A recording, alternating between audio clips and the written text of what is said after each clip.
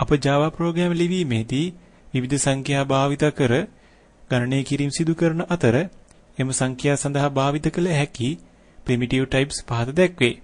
මෙම primitive type වලින් විස්තර වන්නේ අප භාවිතා කරන සංඛ්‍යා මෙම primitive type එකේ සඳහන් අගයන් අතර පවතින බවයි.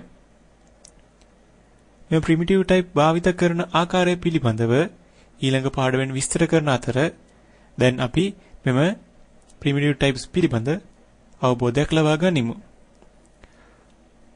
byte යන primitive type එක පරිගණකයේ මතකයේ bit 8ක ඉඩ ප්‍රමාණයක් ලබා ගන්නා අතර එහි අගය පරාසය ඍණ 2.7 වෙනි බලයක සිට 2.7 වෙනි බලයක් ඍණ 1 අගයක් දක්වා විහිදේ.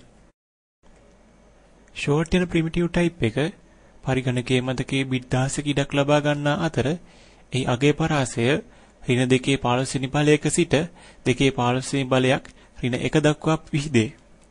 එසේම int bit 32ක්ද long bit 64ක්ද float bit 32ක්ද double bit 64ක්ද යන ලෙස පරිගණකයේ මතකයේ ඉඩ වෙන් කරගනි.